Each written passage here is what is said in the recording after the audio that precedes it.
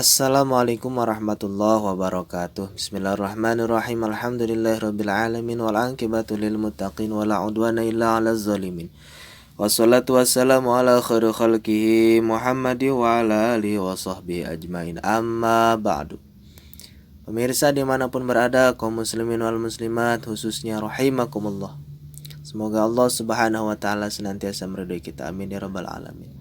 Alhamdulillah pada tanggal 11 Zulhijjah tahun 1441 melanjutkan kajian kitab Tanqihul Qaul. Semoga Allah subhanahu wa ta'ala memberikan ilmu yang manfaat kepada kita. Amin ya rabbal alamin. Bismillahirrahmanirrahim. Qala al-musannif radhiyallahu anhu wa nafa'ana bihi wa bi'ulumihi. Amin ya rabbal alamin. Al-babur rabi'u wa salasuna ribab anu katilu puluh opat. Fi fadilatil iqlali eta tetep dina martelakeun kautamaan nyakedikeun minal akli tina barang tuang wan naumi sareng sare warrohati sareng senang-senang. Bab yang ke-34 menjelaskan tentang keutamaan sedikit makan, sedikit tidur dan sedikit bersenang-senang. Qala parantos ngadawusan Nabi sallallahu alaihi wasallam kanjeng Nabi Muhammad sallallahu alaihi wasallam salah satun ari tilu perkara turisu eta matak ngawariskeun tilu perkara qaswatal qalbi kana teu asna hate. Hubbun naumi tegesna cinta kana sare loba sare, wa hubbur rohati sareng cinta kana senang-senang, wa hubbul akli sareng cinta kana barang dahar. Tiga perkara yang menyebabkan atau mengakibatkan hati menjadi keras, yaitu banyak makan, banyak bersenang-senang, santai, dan banyak tidur. Qala sallallahu alaihi wasallam sareng parantos ngadawuh kanjeng Nabi Muhammad sallallahu alaihi wasallam man sing sajalma syaba'a anu wareg eta jalma fid dunya di dunia ja'a maka bakal lapar eta jalma yaumal qiyamati dina poe kiamat. Wa man jeung sing sajalma ja'a anu lapar eta jalma fid dunya di dunia syaba'a maka bakal wareg eta jalma yaumal qiyamati dina poe kiamat. Barang siapa yang kenyang di dunia maka akan lapar di hari kiamat, dan barang siapa yang lapar di dunia maka akan kenyang di hari kiamat. Nah, wa qala sallallahu alaihi wasallam sareng parantos ngadawuh kanjeng Nabi Muhammad sallallahu alaihi wasallam man sing sajalma akala anu barang dahar eta jalma fauqas syab'i saluhureun wareg, bahasana kamarkaan fauqas syab'i saluhureun wareg, faqad akala maka geus ngadahar eta jalma al harama kana perkara nu haram. Barang siapa yang makan di atas kenyang, sudah terlalu kenyang, maka ia telah memakan apa yang haram. Jadi makanan yang halal pun kalau makannya terlalu banyak berlebihan maka akan menjadi haram, apalagi makanan haram. Wa qala sallallahu alaihi wasallam sareng parantos ngadawuh kanjeng Nabi Muhammad sallallahu alaihi wasallam sayyidul amali ari rajana amal al-ju'u eta lapar. Rajanya amal yaitu lapar, berpuasa. Wa qala sallallahu alaihi wasallam sareng parantos ngadawuh kanjeng Nabi Muhammad sallallahu alaihi wasallam al-ju'u ari lapar mukhul ibadati eta sungsumna ibadah, otakna ibadah. Bahwa lapar adalah otaknya ibadah atau intinya ibadah. Karena dengan lapar banyak sekali faedah yang akan didapatkan. Wa qala sallallahu alaihi wasallam sareng parantos ngadawuh kanjeng Nabi Muhammad sallallahu alaihi wasallam ahyu kudu ngahirupkeun aranjeun kabeh kulubakum kana pirang-pirang hati aranjeun kabeh biqillatid dhahki ku nyakedikeun seserian ngagagak, wa qillatis syab'i jeung nyakedikeun wareg, wa toharu sareng kudu nyucikeun aranjeun kabeh kana hati aranjeun kabeh bil ju'i ku lapar, tasfu maka bakal bersih eta hati aranjeun kabeh teh, wa tariqo jeung bakal lembut.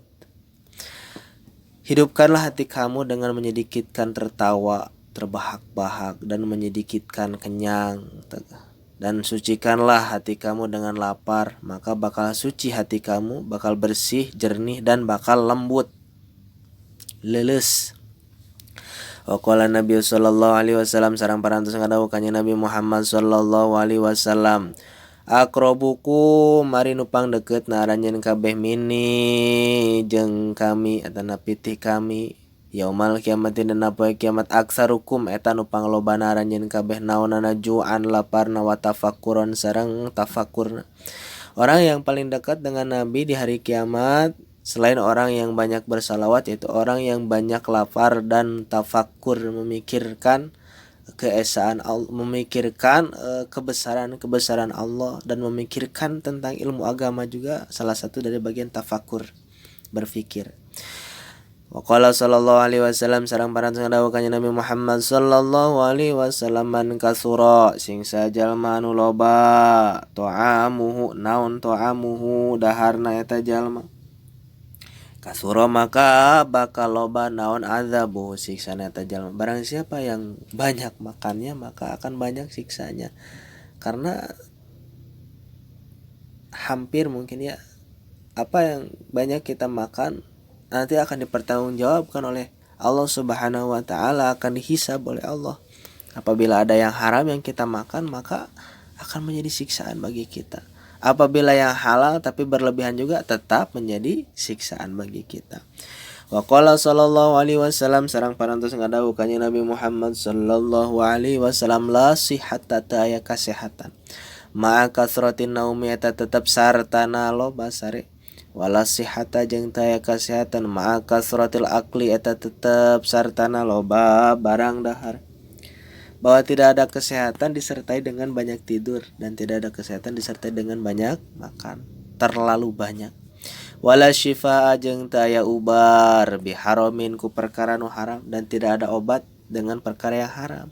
Maka berobatlah dengan perkara yang halal hadirin, karena ketika kita berobat dengan yang haram bukan kesembuhan yang akan kita dapat, tapi penyakitnya masih terus menerus menggerogoti kita karena tidak ada obat dengan sesuatu yang haram.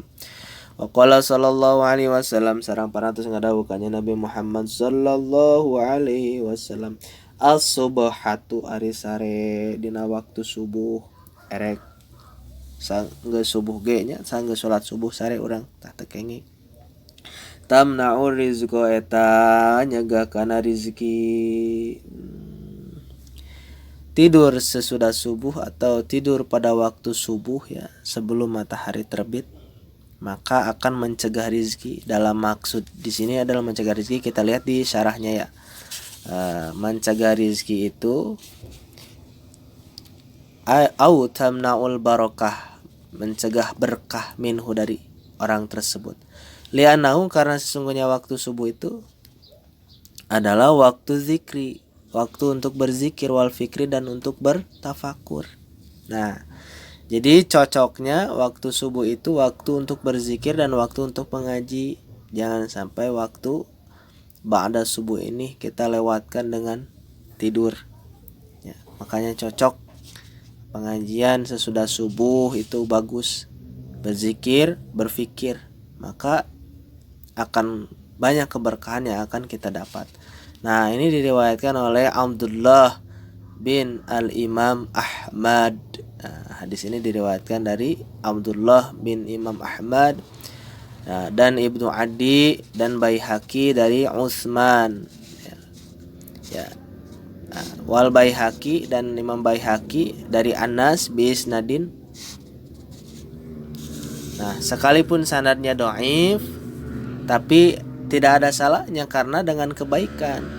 Waktu sudah subuh ini waktu yang sangat luar biasa, waktu penuh barokah, jangan sampai kita lewatkan dengan tidur. Wallahu a'lam. Subhanakallahumma wa bihamdika asyhadu an la ilaha illa anta astaghfiruka wa atubu ilaik. Wassalamualaikum warahmatullahi wabarakatuh.